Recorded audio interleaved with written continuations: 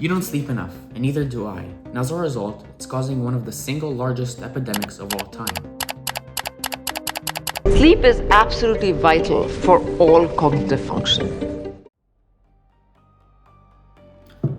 This is like a heist. Sleep is being stolen from us, and it's leading to all of these very bad outcomes. Let's work this back. Before we look at who's taking away sleep, let's turn all of those abstract words I said at the beginning and actually give them meaning. This is our guy, Johnny. He's 25 years old, and he represents the average Gen Zer. Last night he got to bed at 11:17. His ritual was opening Instagram. After a 58-minute scroll, he finally put the phone down and attempted to fall asleep. It took about 30 minutes, and at about 12:45, he was finally knocked out. Only 6.5 hours later did his alarm ring, and it was time to get going for the day. Johnny is underslept by only 90 minutes, yet the effects that has on his life are enormous, and he doesn't even realize it yet. A day in a life is a very messy experience for the human body. When we sleep, a few different things occur. First of all, we recover. Muscles, joints, organs, they all get some time off because just the act of living is essentially harming them. You must sleep in order to reset that damage. Secondly, the body flushes out toxins and regulates hormones. When you're awake, you do a lot of stuff that essentially overwhelms the body a bit. And so small issues get unchecked. Some hormone levels are higher, some are lower. But sleep is when the body can regulate it and reset to a safe and good baseline. An example of this is when Johnny is underslept, his body starts producing more of the hunger hormone and less of the satiated hormone. His body also produces more of the stress hormone and less dopamine. Lastly, there is a phase of sleep called REM sleep. That phase is crucial for memory. Missing out on a large portion of your REM sleep reduces creativity and learning. The issue isn't sometimes operating at 30%. It's always operating at 70%. If Johnny was a surgeon, he would be 170% more likely to make a crucial error during an operation. If he was driving, he would be 2 times more likely to become involved in a car accident. In fact, the number of car accidents caused by underslept individuals far outweighs the number of those caused by DUIs. This is just the tip of the iceberg because Johnny is just a regular person. What happens when some of the most powerful people on earth don't get enough sleep? We'll get to that. But why is it happening? Why now? Who's the thief of sleep? The answer isn't very straightforward. It turns out a very common problem for many people is not having enough time. Johnny goes through his day, he works hard, and all he wants to do when he gets home is just relax and have some time for himself, lay back and turn off his mind. We all do. You're kind of taking sleep away from ourselves. But social media companies specifically know this, and they're capitalizing on it. They take a major push to become a large part of our nightly routine. And this causes 2 problems. First, the doom scroll. You've all done this. You're laying in bed, you open Instagram, and you're scrolling. And you have this conversation in your head.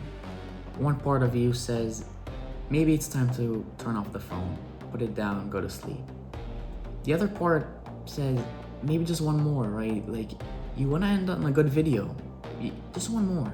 Johnny doesn't want to end on a weird video. He wants to end on a good laugh. He wants that itch to be scratched. The doom scroll at some point always ends, but not before causing a different problem.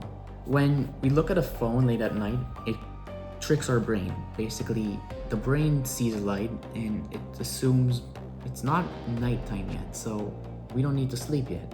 It halts melatonin production, which is the hormone that makes you want to go to sleep. And so even when you turn off your phone, you might still lay there in bed for like 30 minutes just because you don't feel sleepy yet, even though it's time to go to sleep. And even when Johnny goes to sleep, his body might have produced so little of this melatonin that he will only experience the very important deep sleep stages later in the night. Meaning that when he cuts them short in the morning, he doesn't get them as much as he needs to. All in all, this contributes to very poor sleep. Next, I want to take you through a simulation on how getting poor sleep can have consequences of millions of individuals. But first, I want to let you know that I've been working on an app.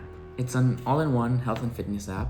It's not out yet, but when it will be 100% free. We're going to fight this epidemic together, and you will see why that's going to be important very soon. Trump, the current president of the United States, reportedly gets only about 5 hours of sleep. Barack Obama was the same, and Joe Biden didn't get much more than that. Sitting members of Congress sometimes get less than 4 hours of sleep. A person regularly getting 4 to 5 hours of sleep has the reaction time and judgment equivalent to those of a drunk person. At those levels, you're more dangerous on the road than someone under the influence at the legal limit. Now imagine the President of the United States, the leader of the largest military and economic nation in the world, making decisions about wars and laws and everything else under the President's belt, while on some metrics being considered drunk. And anyone else who is supposed to pass judgment and critique his decisions is sleeping even worse. And it doesn't get much better than here. Imagine children missing out on REM sleep, a stage for memory and learning and creativity, while trying to receive an education. That while their teachers and educators are even less rejuvenated. And this isn't some imaginary scenario. I know from myself and the people around me, and most of us are barely cracking 6 hours of sleep. A whole generation never receiving a proper education, not because they don't want to or they don't care, but because the systems around them prohibit them from performing at their best. But is it really the systems? There's still a reason we haven't yet explored. Sadly, society sees sleep as a weakness. We wear lack of sleep like it's a badge of honor, like it's a flex. I went to sleep at 3 last night. We instantly associate heavy sleep with laziness. As human beings, we like feeling like we're living through hardship. Look at me, I'm barely sleeping and I'm still doing pretty well. It feels good to say.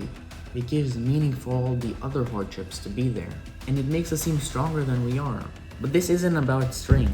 It's about self-enforcing hardship without ever realizing it's not making me stronger, it's making me weaker, it's making me less productive, and even dumber.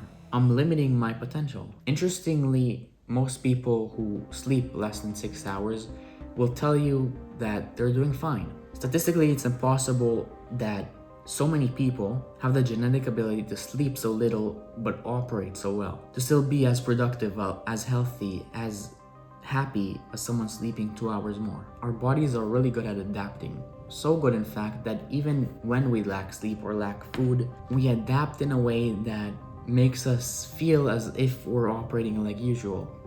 Yeah, I always fall asleep on the couch. Beyond what the social media companies are doing and any other company or industry profiting from us staying up late, deep down, we are the problem. In some way, we are lying to ourselves and we justify it. So how do we fix this? We'll get to it, but first I want to run you through one last scenario. Imagine a society full of Johnnies, all of whom are undersleeping, all of whom have an influx of adrenaline, the hunger hormone, and a deficit of dopamine, the happiness hormone. And imagine that society living in a time of great prosperity, a time of abundance. Access to yummy food and sources of quick hits of dopamine are readily available. What will happen? Well, obesity will spike. Currently, 40% of American adults are obese. People will develop addictions to their phones, to gambling. That's happening. People will become more anxious and more depressed. All of these things are happening.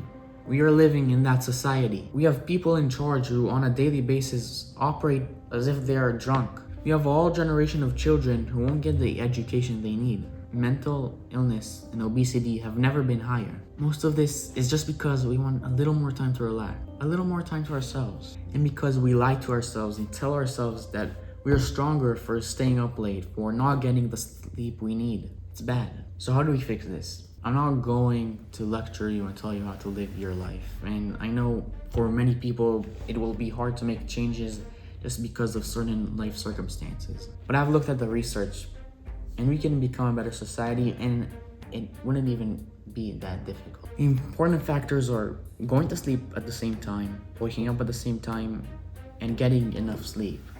8 hours is the most optimal. It's about making better decisions, whether that's keeping the phone away from the bedroom or reading before you're going to sleep. And it's about realizing that sleep is good for you. It will improve your life. It will improve your mood, your relationship, your health, your productivity and motivation. Protect it. You need it. Download my app when it comes out. And good night, champ.